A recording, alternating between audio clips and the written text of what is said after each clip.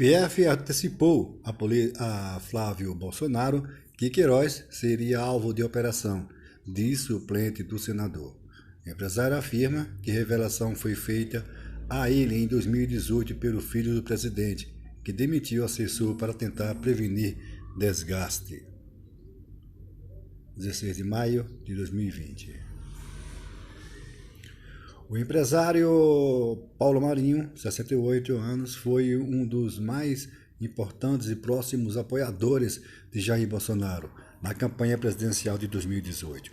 Ele não apenas cedeu sua casa do Rio de Janeiro para a estrutura de campanha do então deputado federal, que ainda hoje chama de capitão, como foi candidato a suplente na chapa do filho dele, Flávio Bolsonaro, que concorria ao Senado. Os dois foram eleitos. Em dezembro daquele ano, com Jair Bolsonaro já vitorioso e prestes a assumir o comando do país, Flávio procurou Paulo Marinho, estava absolutamente transtornado, segundo o empresário, segundo a indicação de um advogado criminal. O escândalo de Fabrício Queiroz, funcionário de Flávio, no seu gabinete de deputado estadual na Assembleia Legislativa do Rio, não saía das manchetes. Havia acusações de rachadinhas e de desvio de dinheiro público. O senador recém-eleito temia as consequências para o futuro governo do pai e precisava se defender. As revelações que Marinho diz ter ouvido do filho do presidente nesse encontro não são bombásticas. Segundo ele, Flávio disse que soube com antecedência que a operação Furna da Onça, que atingiu Queiroz, seria deflagrada. Foi avisado da existência dela entre o primeiro e o segundo turnos das eleições por um delegado da Polícia Federal, que era simpatizante da candidatura de Jair Bolsonaro. Mas os policiais teriam segurado a operação, então sigilosa, para que ela não ocorresse no meio do segundo turno, prejudicando assim a candidatura de Bolsonaro. O delegado informante teria aconselhado ainda Flávio a demitir Fabrício Queiroz e a filha dele, que trabalhava no gabinete de deputado federal de Jair Bolsonaro em Brasília. Os dois, de fato, foram exonerados naquele período, mais precisamente no dia 15 de outubro de 2018. Queiroz já estava sumido em dezembro, mas, segundo Marinho, o senador Flávio Bolsonaro mantinha interlocução indireta com ele por meio de um advogado de seu gabinete. Nessa entrevista, Marinho, que é pré-candidato a prefeito do Rio de Janeiro pelo PSDB, começa falando da cidade que pretende governar, dos planos para a campanha presidencial de João Dória em 2022 e, por fim, detalha os encontros com Flávio Bolsonaro. Segundo ele, as conversas podem explicar o interesse de Bolsonaro em controlar a superintendência da Polícia Federal do Rio, causa primeira dos atritos que culminaram na saída de Sérgio Moro no Ministério da Justiça. Como está a sua candidatura a prefeito do Rio? Ser candidato nunca esteve nos meus planos. Quando assumi a presidência do PSDB no Rio, há um ano, fui orientado pelo governador de São Paulo, João Dória, a trazer jovens e mulheres para o partido, que é inexpressivo no estado a ponto de não ter conseguido eleger um único deputado federal em 2018. Fui buscar a Mariana Ribas, ex-ministra interina da Cultura do governo Michel Temer, ex-secretária da Cultura do Rio. Ela tem 34 anos de idade, é jovem, bonita, se encaixa no perfil que o governador Dória indicava. Ela topou, mas por motivos pessoais desistiu. O nome que aparecia naturalmente para substituí-la era de Gustavo Bebiano, ex-ministro de Jair Bolsonaro, meu amigo fraterno e pessoa de absoluta confiança. Bebiano começou a trabalhar como pré-candidato. Uma semana depois da indicação, teve um infarto fulminante e morreu aos 54 anos. Para mim, foi uma tragédia pessoal. Perdi um irmão. Para o partido, foi irreparável. Dias depois, o Dória me convidou para ser candidato. Aceitei o desafio. Vou trabalhar para encontrar um campo político e aliados que deem ao eleitor uma opção que não seja de votar no menor pior. Os eleitores do Rio têm se acostumado a isso, e é isso que eu quero combater. Quem ganhar a eleição no fim do ano pegará uma cidade arrasada pela crise econômica e pela pandemia. O que poderia ser feito? O Rio já enfrentava um quadro de dificuldades imensas que a pandemia agravou. Já havia aumento de trabalhos informais, desemprego, falta de projeto político e econômico. A cidade está à beira do abismo. Quem disser que pode planejar algo para 2021 cometerá uma leviandade como eleitor. A Prefeitura tem duas receitas sólidas, o ISS, ligado a atividades econômicas, que parou, e o IPTU. Haverá uma inadimplência enorme em janeiro, mês de cobrança do tributo. E o governo terá a coragem de executar a dívida e tomar o imóvel de uma pessoa que não pagou IPTU. Em uma situação de pandemia, essa inadimplência terá que ser tolerada. O momento não é para ginasiano, é para pessoas que tenham experiência empresarial. Como eu tenho, no mercado financeiro de comunicação. Eu trabalho desde os 14 anos. Tenho contatos com todo mundo e capacidade de articular todas as pessoas do bem para se juntarem em torno de um projeto de salvação da cidade. O PSDB do Rio vai ser uma plataforma para a candidatura presidencial de Dória em 2022. Ela é viável? O governo Bolsonaro está com os dias contados? A minha motivação a aceitar assumir a presidência do PSDB do Rio foi minha convicção de que o Brasil precisa eleger um próximo presidente com as qualidades de Dória. E o governo Bolsonaro? Eu não sei fazer uma futurologia em relação ao governo Bolsonaro, mas estamos praticamente no meio do mandato. E até aqui não aconteceu absolutamente nada. Foram 2 anos perdidos. Toda a sorte que ele teve na campanha eleitoral foi o contrário no governo. O governante pegar uma pandemia no meio de um mandato que vai retrair a economia de 6% a 8% é inimaginável. O capitão não tem capacidade pessoal de gerir um país em condições normais, e muito menos no meio de uma loucura como essa que nós estamos vivendo. Então, são duas as alternativas. Ou vamos viver crise atrás de crise, ou alguma coisa vai acontecer contra ele. Consequência de algum crime de responsabilidade que possa praticar ao longo desta crise, e o resto vai ser essa loucura. E na campanha já não dava a perceber isso? A primeira coisa que percebi é que não se tratava de um mito. Outras pessoas do núcleo duro achavam isso. O Gustavo Bebiano mesmo tinha pelo capitão uma admiração. Achava que ele era um estadista, um líder, um homem que iria colocar o Brasil em um outro patamar. E olhava o capitão com aquele jeito tosco dele, e algumas coisas me chamavam a atenção. Por exemplo, ele era incapaz de agradecer as pessoas. Chegava uma empregada minha, servia a ele um café, um assistente entregava um papel e ele nunca dizia um obrigado. Eu nunca ouvi, durante os 1 ano e meio que eu convivi, ele expressar a palavra obrigado a alguém. Um gesto mínimo, pode não parecer nada, mas demonstra uma faceta da personalidade dele. Será que é uma pessoa apenas de maus hábitos ou que não tem educação? As piadas eram sempre homofóbicas. As seclas riam, mas elas não tinham nenhuma graça. E, no final, ele realmente desprezava o feminino. Tratava as mulheres como um ser inferior. Não tinha uma mulher na campanha dele. Nunca houve. A única distância foi a Joyce Halseman, deputada federal que ficava em São Paulo. Não tinha mulher na campanha dele. Só homem. Ele gostava mesmo era de conversar com os seguranças dele. Os policiais militares batedores. Ele se sentia em casa, ficava horas conversando, contando piada. Gustavo Bebiano era visto como uma espécie de homem-bomba que morreu guardando muitos segredos. Ele tinha um dossiê sobre Bolsonaro.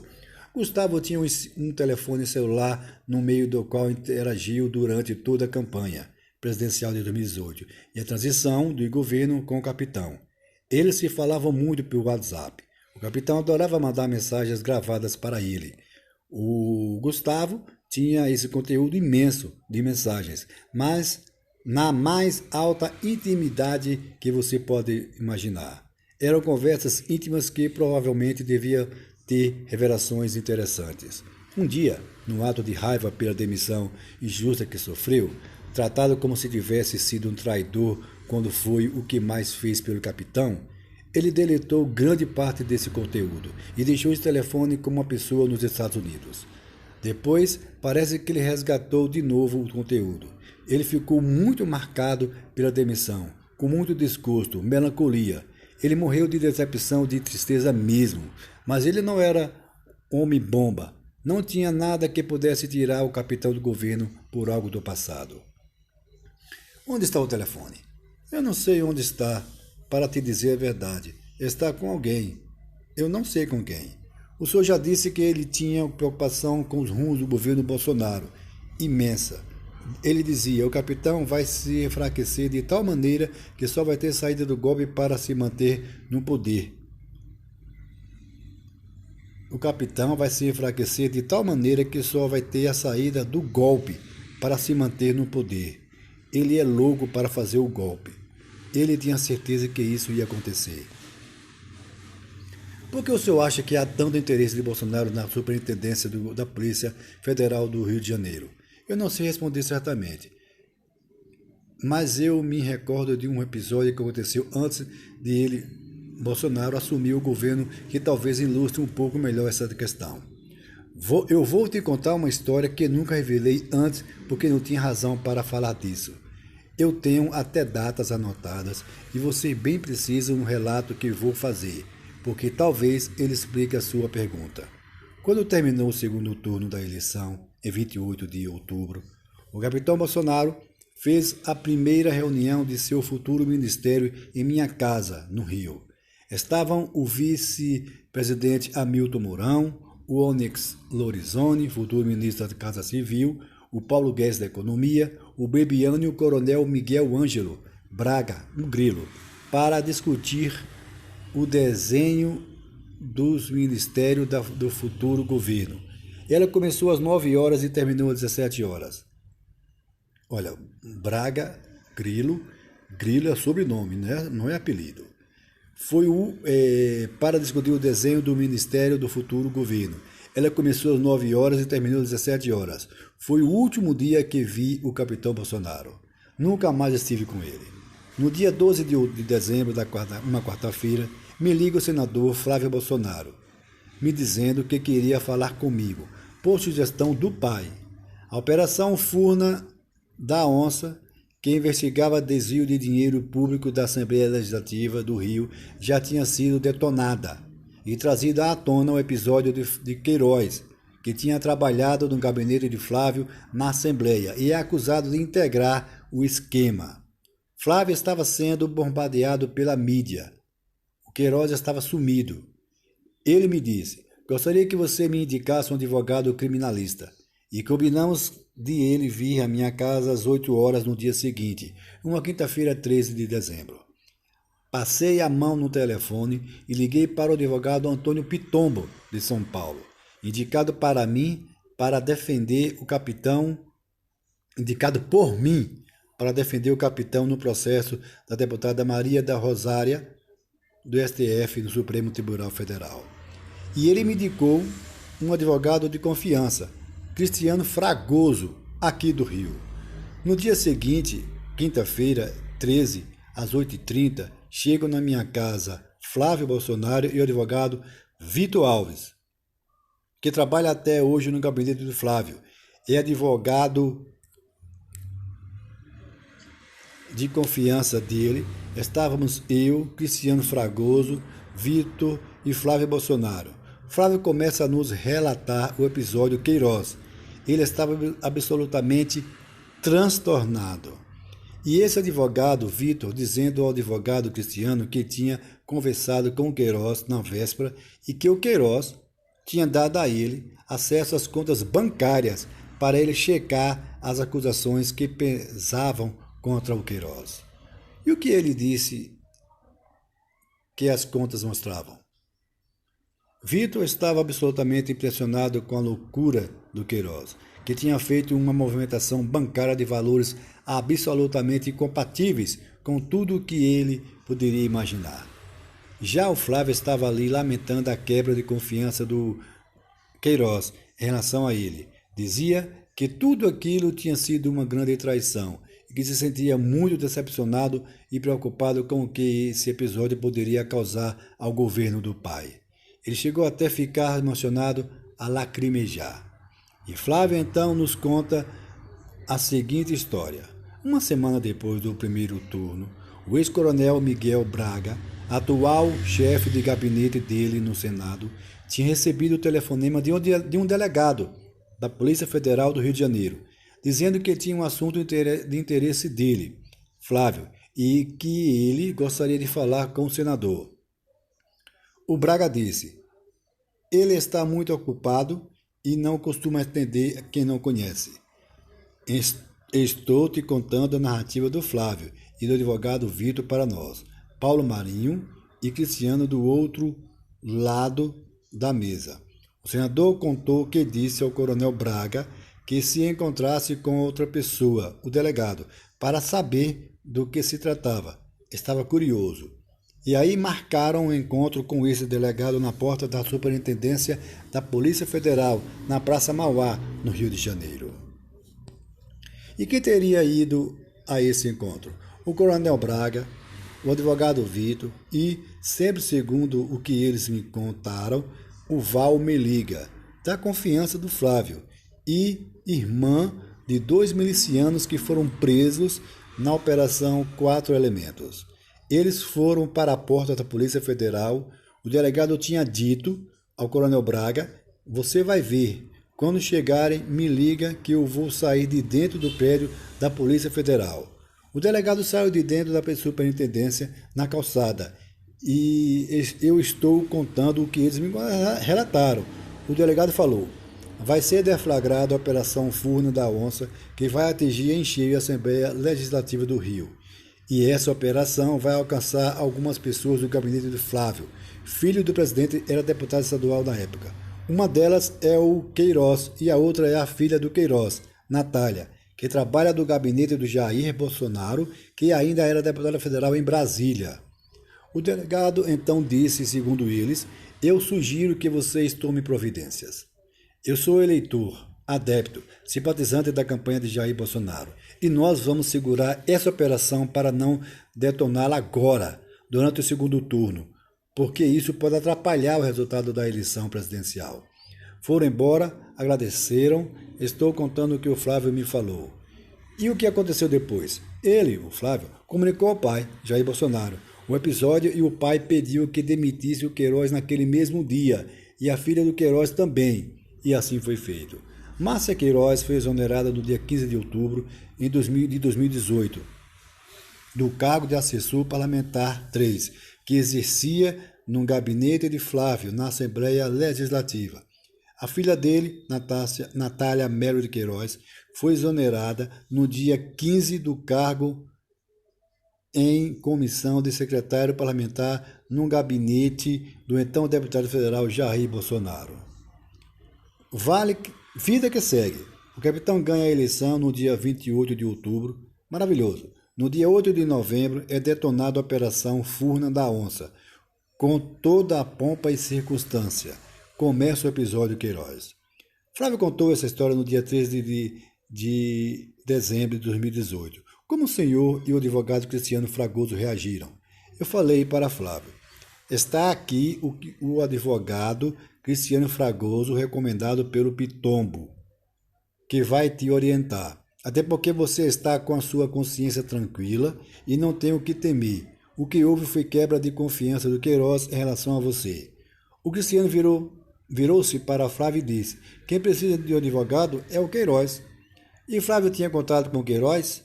O Flávio disse: eu não estou mais falando com o Queiroz. Não o atendo, mas até para que amanhã ninguém me acuse de que estou orientando o Queiroz nos depoimentos. Quem está falando com o Queiroz é o Vitor, advogado amigo da família que estava em reunião com Paulo Marinho. Na época, a família Bolsonaro dizia ter contato com Queiroz. O Cristiano disse: precisamos arrumar um advogado que sirva ao Queiroz. Não posso ser esse advogado, até porque sou de uma banca. Nós somos top. O Queiroz não teria condições de contratá-lo, né? E ele indicou o advogado Ralph Rage Viana, que até então eu não conhecia, para representar o Queiroz. Na mesma quinta-feira, o Queiroz vai ao encontro desse advogado indicado pelo Cristiano e vai acompanhado pelo Vitor, o advogado do gabinete de Flávio, e eu viajei para São Paulo. O presidente foi informado dessa reunião. Quando ela terminou, eu liguei para Gustavo Bebiano e relatei tudo o que eu vi. Ele estava em Brasília, no escritório, na transição do governo. Eu disse que era melhor ele contar tudo o que estava acontecendo para o presidente, e assim foi feito. E o que aconteceu depois? Eu vou para São Paulo com o Antônio Pitombo. Estava em São Paulo, eu disse. Como Antônio Pitombo estava em São Paulo, eu disse, Pitombo, é importante a gente não ter uma reunião para tratar desse assunto, entender o que está acontecendo e não deixar o negócio desandar. Chamei para São Paulo o Vitor, advogado do Flávio, que estava tendo contato com o Queiroz, o Ralph Rage Viana, que se reuniu com o Queiroz e o Gustavo Bebiano. Eu estava hospedado no Hotel Emiliano e reservei uma sala de reunião às 14h30 do dia 14. Uma sexta-feira estavam lá o Vitor, o Ralph, o Pitombo, eu e o Gustavo Bebiano. Os advogados conversaram o tempo todo sobre como foi a conversa do advogado Ralph com o Queiroz, as estratégias, as preocupações. Na terça-feira seguinte, 18, ocorreu a cerimônia de nossa diplomação. Flávio como senador e eu suplente dele. Sentamos lado a lado e ele me disse que precisava conversar. Eu ia almoçar no restaurante Esplanada Grill, em Ipanema. Combinamos de ele passar lá. Às 13h30, ele apareceu no restaurante e disse, Paulo, eu conversei com meu pai e ele decidiu que nós vamos montar um outro esquema jurídico que será comandado por um outro advogado. Eu respondi, Flávio, não tem problema. Eu desarticulo tudo o que estava articulado. Desejo boa sorte, se precisar de mim, estou à disposição como sempre estive. Um abraço e vida que segue. Desde então, só fui rever o Flávio no dia em que dispus da CPMI do Fake News, em dezembro. Fui ao plenário do Senado e ele estava lá. Eu o cumprimentei cordialmente e ele a mim. Nunca mais estive com ele. E isso é tudo.